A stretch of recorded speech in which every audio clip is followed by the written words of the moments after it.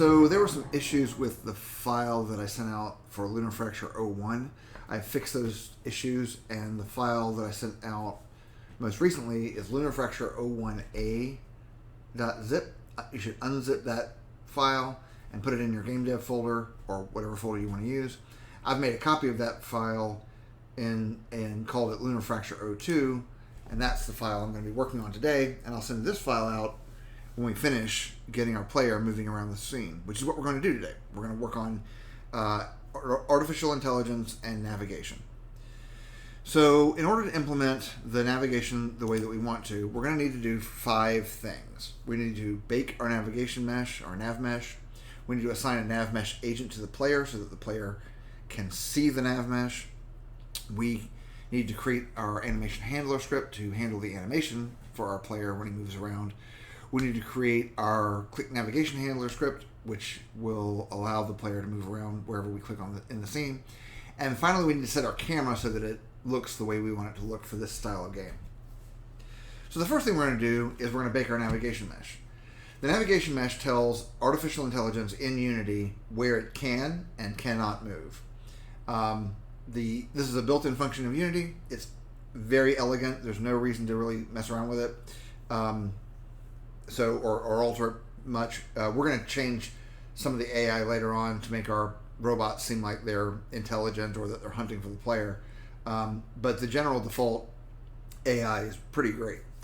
So the first thing we need to do is we need to tell the game what tiles we can and cannot walk on. So we want the player to be able to walk on any of our floor tiles. So let's just click our floor tiles by left-clicking on the first one and shift left-clicking on the last one.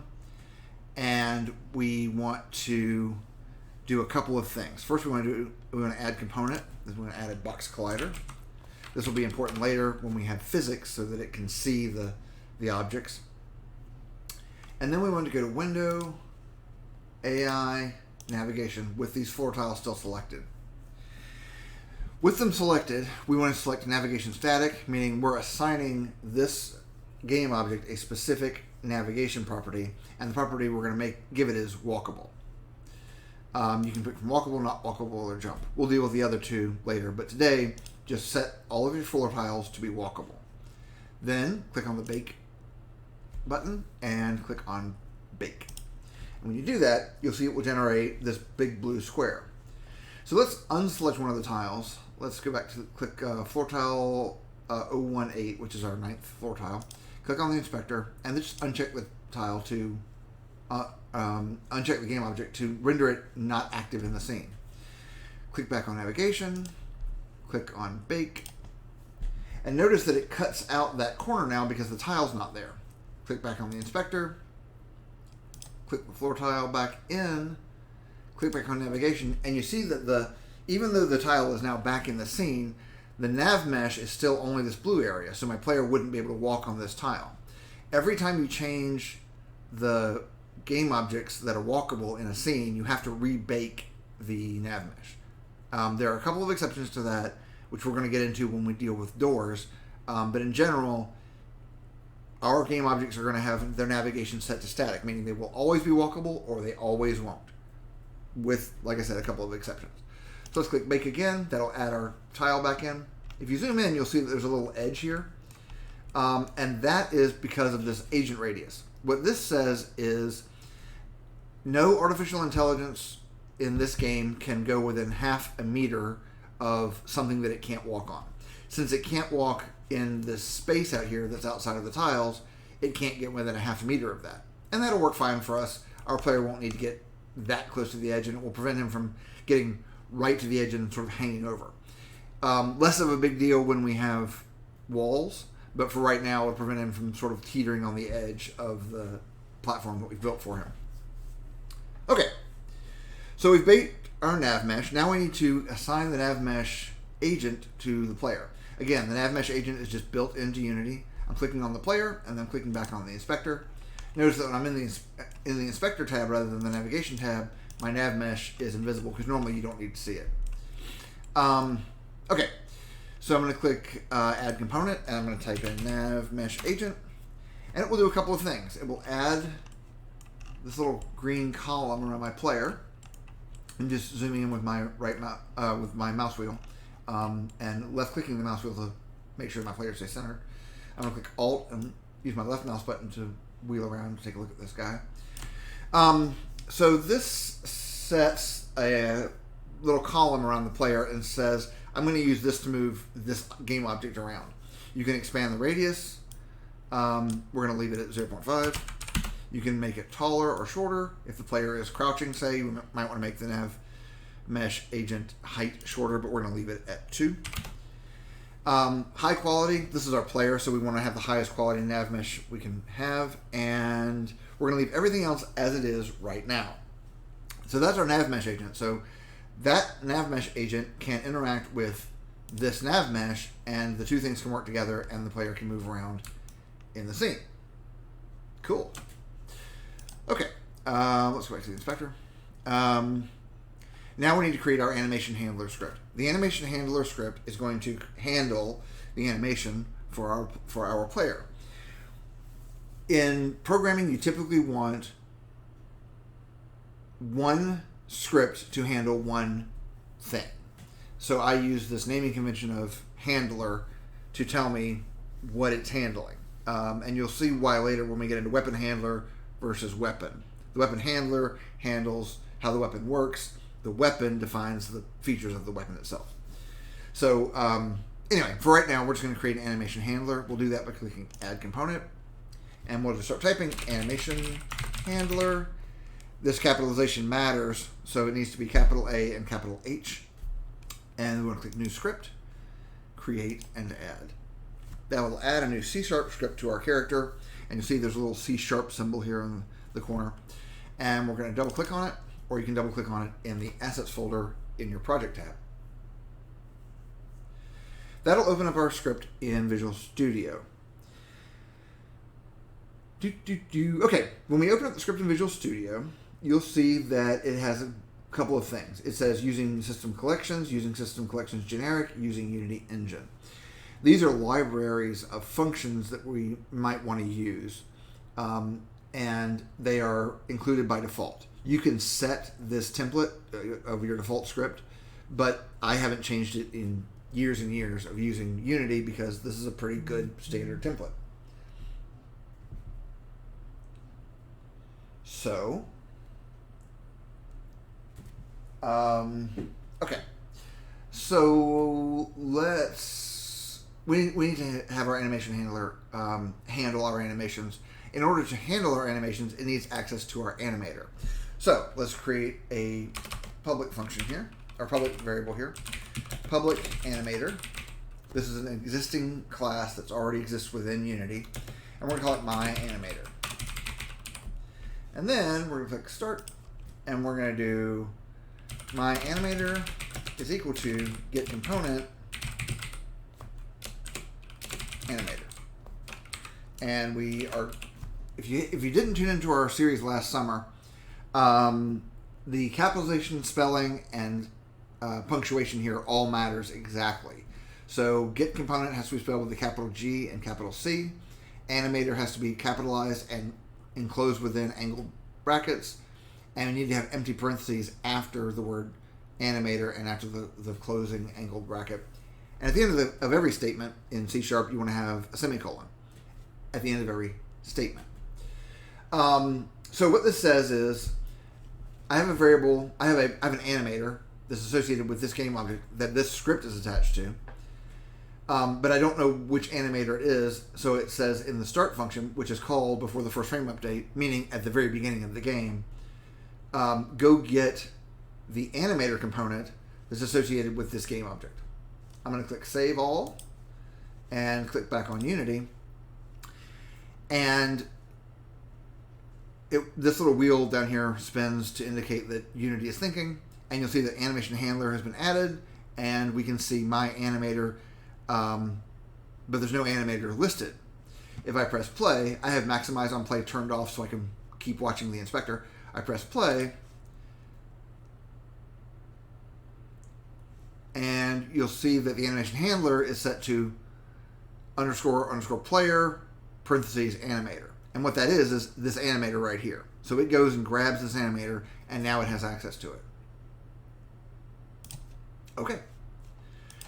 And right now, our animator is not going to do anything because we haven't given it any functions.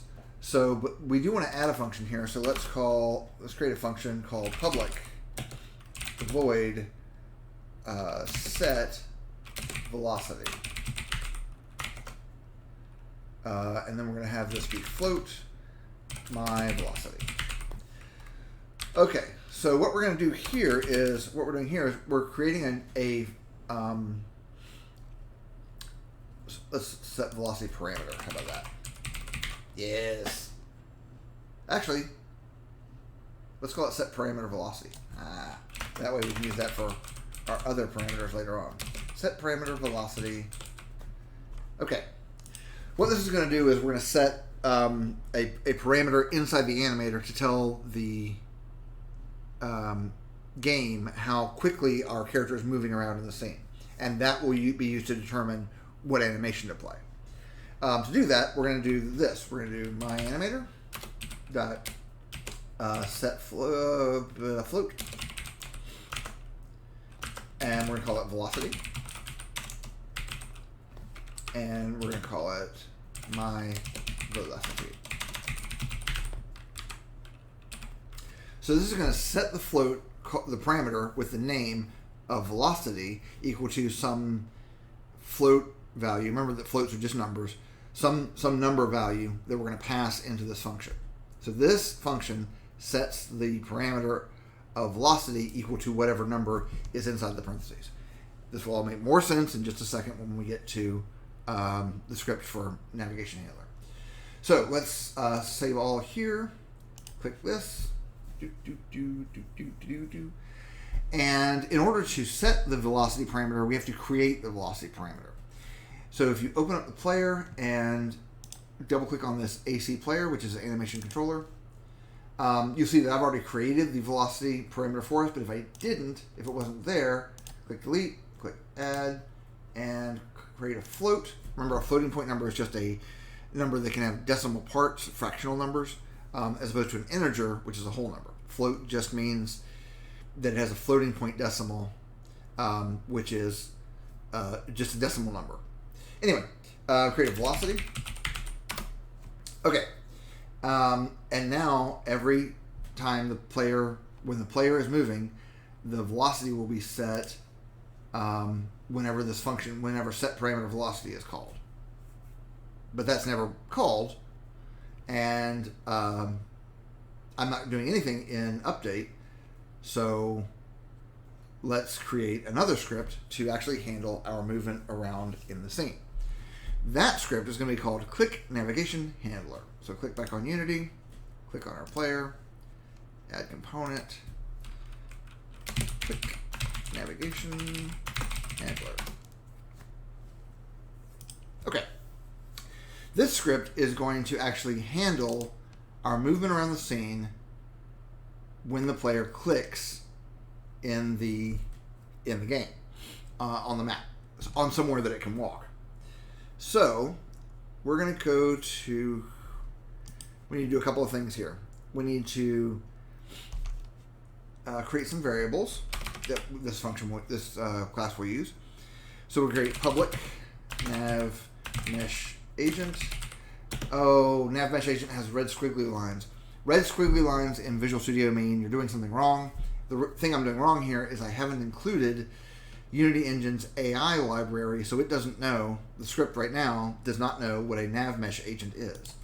I can come up here to our libraries and type using Unity Engine.ai. My red squiggly lines are gone, and it knows that there's a class called NavMeshAgent. If I hover over the word NavMeshAgent, you can see that it's a class that's in the AI library. It's in Unity Engine.ai.NavMeshAgent. Okay. And we're going to call that NavMeshAgent my NavMeshAgent. We're also going to create a AnimationHanlder. And it knows what an AnimationHanlder is, and you'll see that it says class AnimationHanlder, and that's just the one that we just created over here. It knows now, because we saved it, and it built it in automatically. It compiled it for us. It knows that AnimationHanlder is a class that's in this project. So we're going to create my AnimationHandler. And the last thing we're going to do is we're going to create an integer, public int. Remember, integer is just a whole number. And this integer is going to be called my layer navigable. This is a layer mask, and I will get into how layer masks work in just a second. Basically, it's an integer that says when we look at a specific layer, which layer do you want me to look at? And we're going to assign that in just a second. So, okay. So we need to, in order for this to work, for the layer mask to work, we need to create a layer that the game knows is something that the player can navigate on. So we're going to say my layer navigable is equal to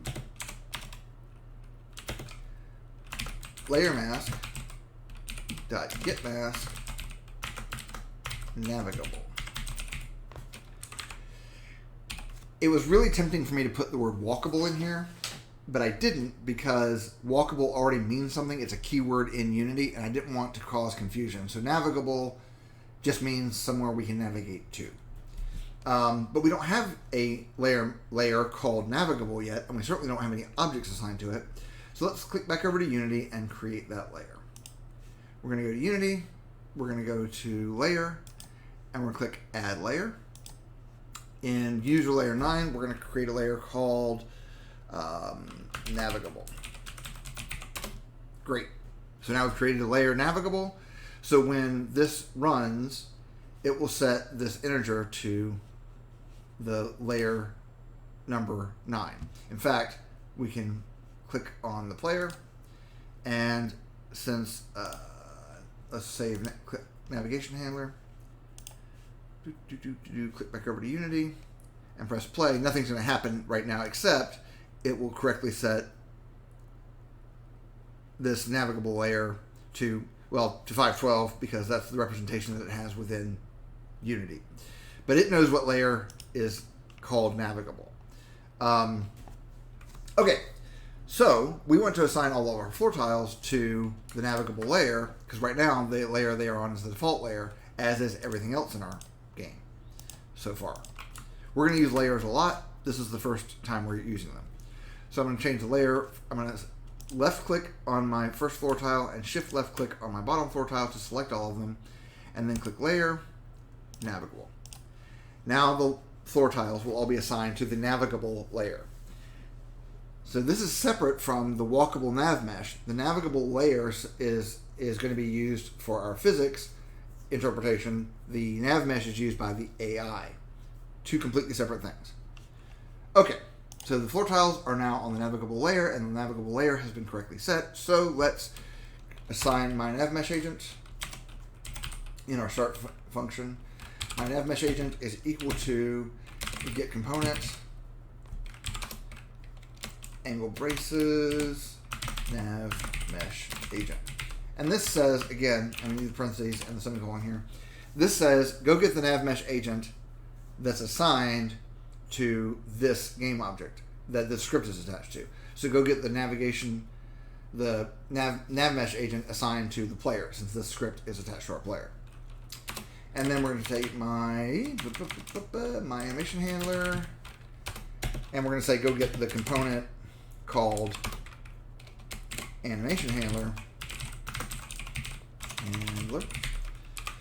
that's assigned to this game object, so the AnimationHandler that's assigned to our player. So let's click save, go to Unity, click on the player. Again, I'm going to run the game with maximize on play not checked, so it should be grayed out, and then click play. Okay, so it sets our navigable layer correctly, it goes and gets our NavMeshAgent correctly, and it gets our AnimationHandler correctly. Delightful. Okay, so now we need to actually start getting into the logic of the game. This is the first time we're really doing programming that's going to allow us to actually do something in the game, so this is pretty exciting. So when we do this, I normally like to write out the code in what I call pseudocode, or what is called pseudocode, to make sure that I have all of the conditions and predicates and instructions clear in my brain of what I'm going to be trying to do. So what do we want to do here? We're going to say, well, if the player clicks to select a target position, and I'm capitalizing position here because we're going to have another script later that's going to deal with if the player clicks to select a target enemy. But if the player clicks to select a target position, then if the player clicks to select a target position and the clicked position is navigable, meaning it's on the navigable layer,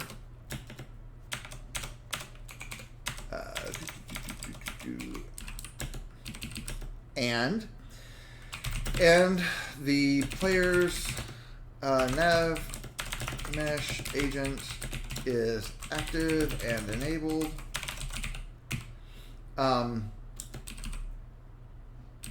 the reason I'm doing the active and enabled here is there are certain conditions where the player's NavMeshAgent should not be considered, and so it will be deactivated or disabled. For example, if you have a pause menu opened, you don't want the player running around, so you want to deactivate the NavMeshAgent. For right now, because we don't have the pause menu or any of those other special weird conditions, this will always be true, but we're going to include it now so we don't have to come back and add it later, just to benefit our pause functionality. So if all that's true, so the player has clicked to select the target position and the click position is navigable, it's on the navigable layer, and the player's NavMeshAgent is active and enabled, then move to the clicked position. So that's what we want to do. We want to say whenever the player left clicks and into the scene and moves, we want to indicate where the player should move to. We want the player to then move to that position. Okay. So if the player clicks a target position, so if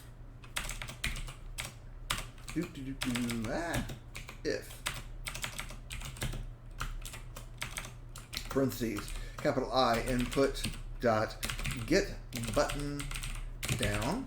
This says get the return true when this button that I'm about to name has been clicked in the game. And the name of that button is target click.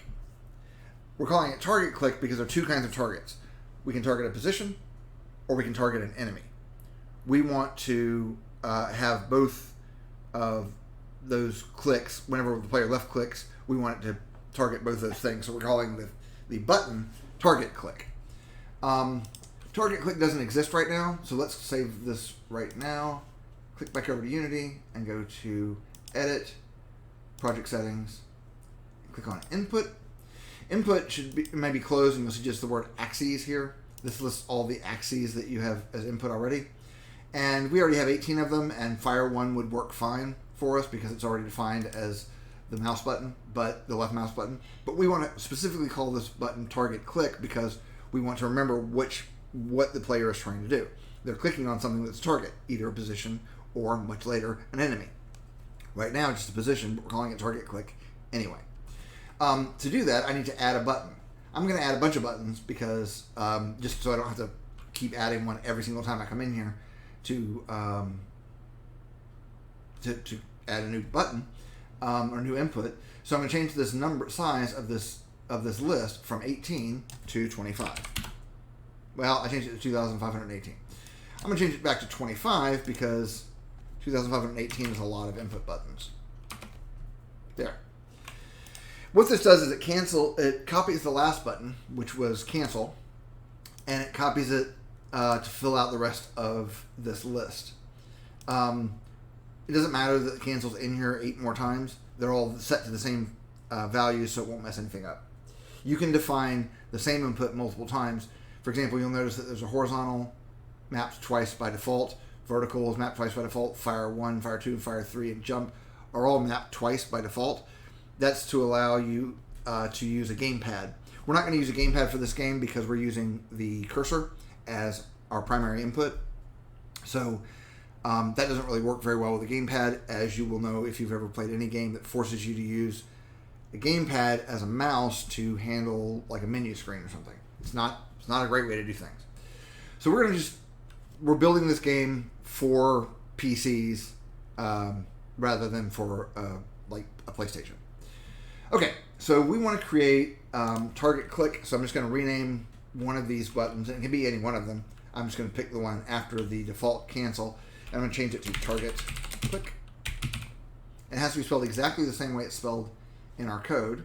So I'm double checking to make sure the capital T and capital C are correct, and they are.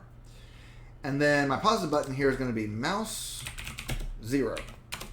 Notice that the spelling of this is incredibly important. You can't call it mouse 0, and if you press enter, it'll just disappear. If you type in mouse 0, it doesn't know what to do. If you type in mouse 0, it has to be lowercase mouse space 0. And when you press enter, it will stick because it knows what a mouse 0 button is. And that is the left mouse button. Just for the record, mouse 1 is the right mouse button on a PC, and mouse 2 is a click on the mouse wheel.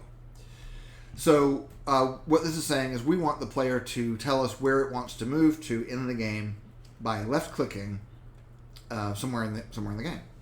Okay, so that button is now set up correctly. We're going to click close here. Come back to Lunar Fracture. Okay, so if the player has clicked that button, which is the left mouse button, open curly braces. When you create open curly braces in Visual Studio, it will automatically add closing curly braces, but we are going to add those ourselves at the end. So I'm always going to delete this second curly brace. Now I want to check to see if the click position is navigable. In order to do that, I need to send out a raycast. A raycast says to send out a ray, which is, if you remember from geometry, let me go back over here again. So let's go to paint, grab this, that's fine, and we'll just make it green so we can see it very clearly. If you remember geometry, a ray starts at a point and goes in a direction, and what we said in geometry was it goes off to infinity. So this point here where it starts is going to be our camera, and the direction it's going to go in is going to be wherever the mouse is when the player clicks the button.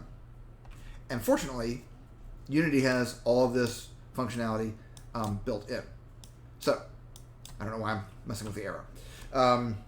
So, let's go back to Unity, and go back to the Visual Studio, and we're going to say, first we need to create a raycast hit variable to hold the results of our raycast. This is all built into Unity. We didn't code any of this, so just type raycast hit. It's raycast, capital hit, and that's creating a variable called raycast hit, and that raycast hit is going to be called my raycast hit. Okay, semicolon. So we created a variable that will hold the output of our raycast. Now we need to create the raycast. And the way we do that is if physics.raycast parentheses camera dot main dot screen point to ray input parentheses input dot mouse position comma out my raycast hits comma math f dot infinity comma my layer navigable.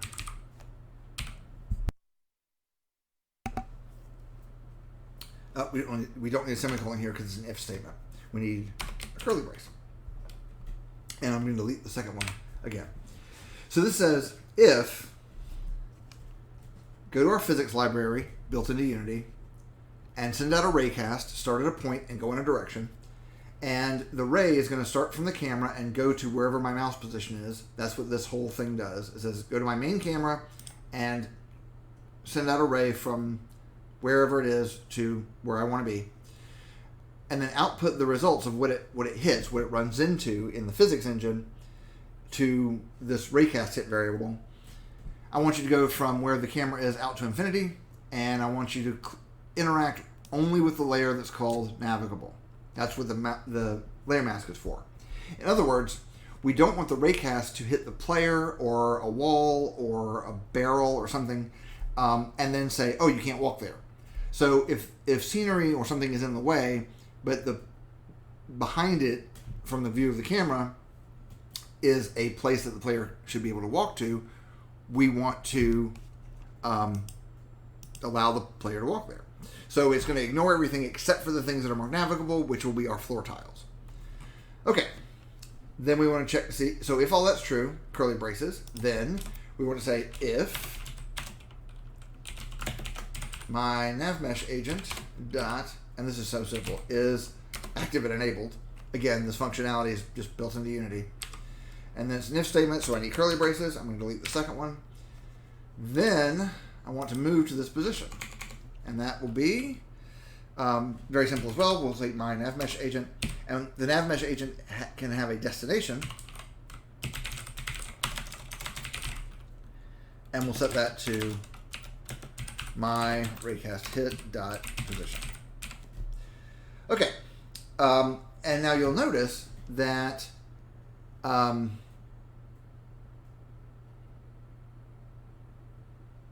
oh, sorry, not position. My raycast hit. I was wondering why that was in red. My raycast hit dot point. So you'll notice that our if statements here are all sad because they have dotted lines where they're expecting to be the rest of their curly braces. Visual Studio is great about this. So I know that I need to keep adding curly braces until these are all satisfied. So I'll just type a curly brace, and then I'll type another curly brace, and it will add them all in. It says I need one more, so I'll type another curly brace, which makes sense. I had 3 if statements. I deleted 3 closing curly braces. Now I've added 3 of them back in. All my if statements, curly braces line up. My update function lines up, and my class curly braces line up. So everything is lined up and beautiful and nice. Visual Studio is very, very helpful in this regard. Click Save All. Click back to our game. And now, if I click Maximize on Play and press Play, if I click somewhere on the game, the player will move there. There are a couple of problems. The biggest one is he's still playing his idle animation, which is not great. What we want him to do is if the player's moving, we want him to play a run animation, and if he's standing still, we want him to come back to this idle animation. So let's set all of that up. And to do that, we want to select the player and select the animator.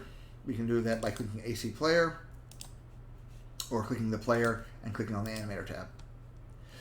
So by default, when we come into the scene, rifle idle is set to its animation.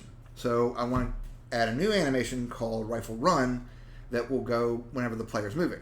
Click on my soldier 10, and you'll see there's an animation here called rifle run.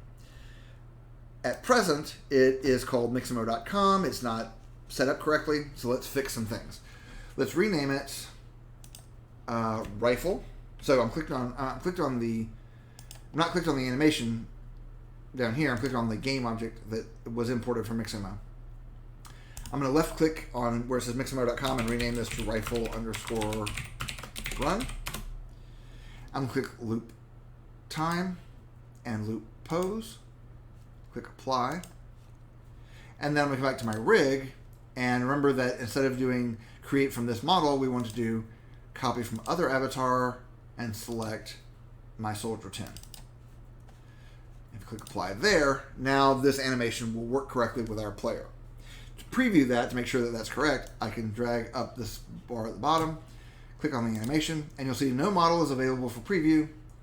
But if I click on the scene and drag my player back here and press play, I can actually see the animation, and I can see that it works correctly with my player as expected. Okay, so click back on the animator, and I want to add this animation into the animator state machine. So So I'm going to left click on it and just drag it into the state machine.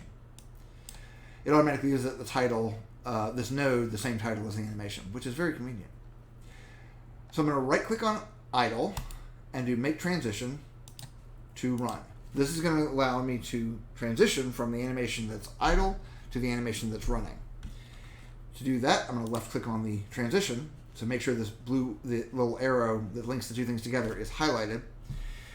I don't want it to transition from idle to run based on time. I want it to do it based on the velocity that the character is moving. So I'm going to uncheck exit time, uncheck fixed duration, set the transition duration to 0.01, and scroll down, and you'll see this conditions list is empty, and I have a warning.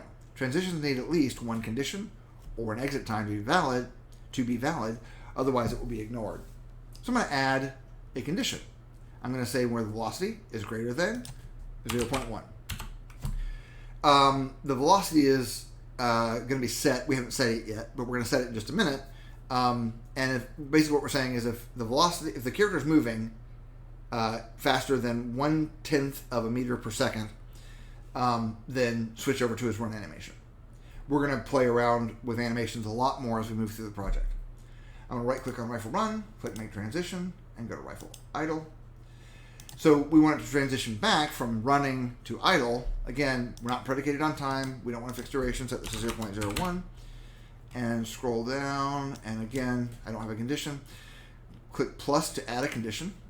And this time we're going to say if the velocity is less than 0.1.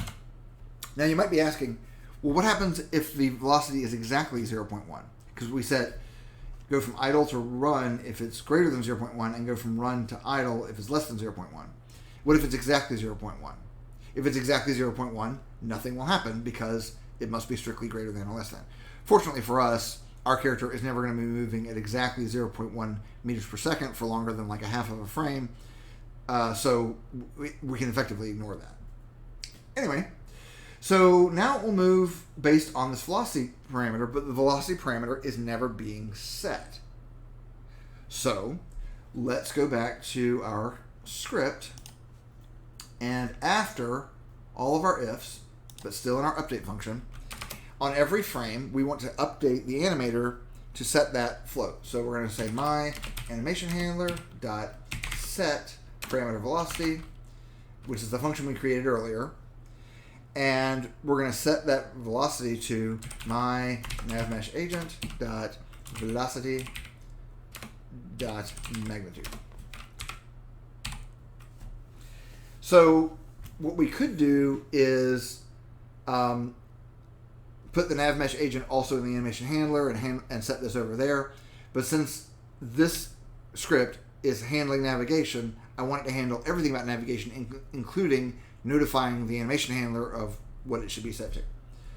Okay, I'm going to click Save All, click on Unity, and press play. Okay, now when I click to go somewhere, he is going to run to it. But there's still a little bit of a problem. If I keep clicking behind him, he's not really turning around fast enough to get to face the right way. He's spinning around very slowly. The reason for that is because our NavMesh settings say to turn very slowly. So let's click back to our player, and in our inspector, I'm going to click on this. We're done with the animation window for right now, so I'm going to click back on the scene view. And our NavMesh agent, we want to change our angular speed from 120 to 2000. And let's go here. And that's a little better. He's spinning around a lot faster. There is still another little problem where there's a kind of a hitch when he starts. And the reason for that is that the acceleration value is set to be very low. So when he's stopped, he is going to shuffle his feet a little bit before he gets moving because he's going to accelerate very slowly. So let's change our acceleration from 8 to 120. Press play. And click anywhere in the scene. Now he's starting to get there. He spins around a lot more quickly. He gets up to speed a lot more quickly. And because I have very regular tiles here, I can click on a precise corner and I can see that he gets exactly to it when he stops. So I can see that my input script is working correctly. Cool. So now our player can move around in the scene. However, our camera is not set up correctly. We don't want a camera that looks like this. We want a camera that's got a specific orthographic view, an isometric three-dimensional view of this scene. And to do that, we need to set up our camera. This is the last thing we're going to do today. So the way we're going to do that is we're going to go to Window, Package Manager, and it will take a second for this window to populate, but we want to find the package called CineMachine. You want to make sure that you have version 2.7.4. It's going to be that version by default if you have this version of Unity installed. Click Install, and it will take a second to install.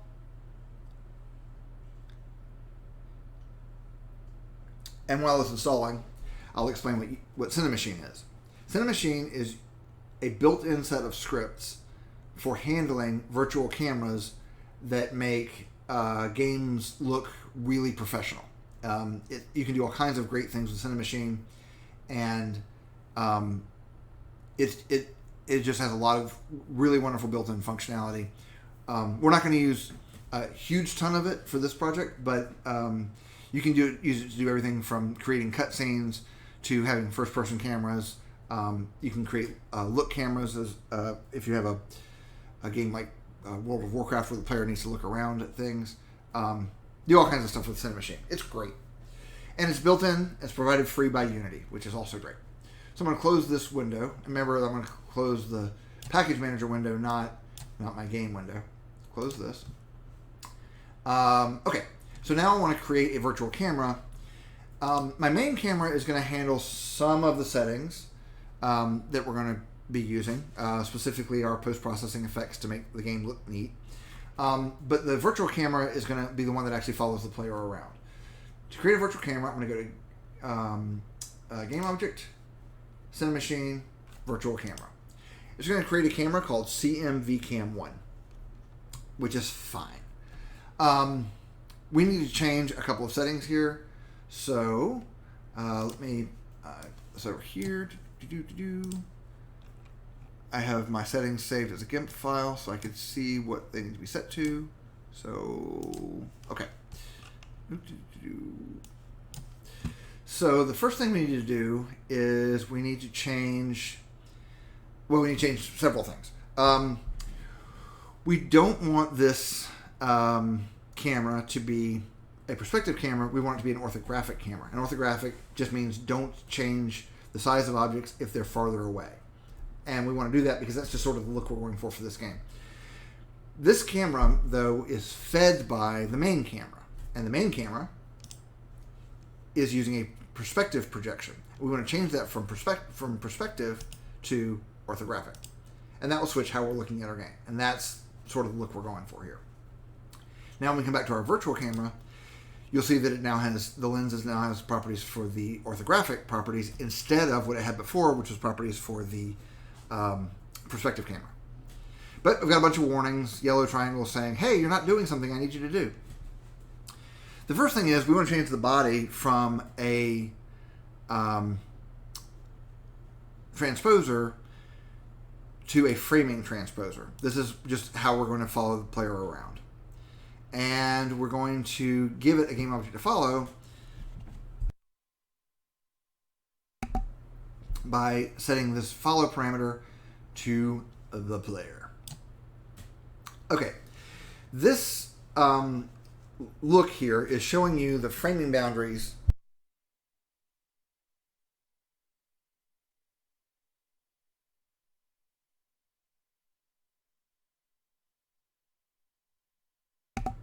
of the camera. If you've ever worked with a real camera in movie making, this should look very familiar because this overlay is pretty standard in the industry. We want to tighten it up a little bit, so let's go down here to our soft zone width and change these values. Change the width here from 0.8 to 0.2 and change the height from 0.8 to 0.4. That just tightens the camera in on our player a little bit. It still gives us a little bit of wiggle room so the camera is not so rigidly locked to him, and it will just feel a little nicer. The aim says, hey, you need to look at target. But because we're using a framing transposer, we specifically don't use the look at parameter, just for the way this camera is set up. So just change the aim from composer to do nothing. Simple, simple, simple. Also, I want to change the ortho size from 5 to 8. And that means move the camera back a little bit, or make the camera larger to make it look like the camera's farther away. I can play with this. It looks like the camera's zooming in and out. What it's really doing is changing. Let me zoom out here. Let me select my camera. So if I change the orthographic size here, it just changes how big that box is, which is why it looks like it's zooming in or zooming out, because the box is getting larger or smaller and then it's filling the screen. I want to set this to 8. That's about the right distance. So now when I click play, my virtual camera will be correct. It will follow my player around correctly. Everything is nice. Everything looks good. Except that the bottom about third of my tiles are being cut off. And that's not okay. The reason for that is because if you look at the camera, you can see that it's actually intersecting right here with the bottom chunk of the rectangle of the camera is intersecting, and it's actually a little bit in front of the bottom corner of these tiles. So it says, oh, that tile is behind me, so I shouldn't draw it. And the reason it does that is because this near clip plane is set to 0.01. What that says is clip anything that is closer to the camera than 1/100th of a meter. And this stuff is behind the camera, so it's clipping it. And by clipping it, it's not rendering it. But because of the orthographic camera is set physically in front of the corner, it's clipping things it shouldn't clip. So let's change it to, let's say, -10. Now it moves the clipping box back so I can see the corner of my game. So let's press play again. And cut it out again. What the? The reason it cut it out again is because it is still trying to use this as a regular camera, even though we've set it to be orthographic. So when you change the clip plane to -10, you also need to change the mode override from none to orthographic. And this -10 value is something we might play with. We can make it -100, and it won't change the view of the game any. It will change how far back the clipping plane goes. We're going to leave it at -10 for right now. If we need to up it later to accommodate a larger map, we will, but it's going to be fine for right now. So once we've set this to orthographic, we can press play. And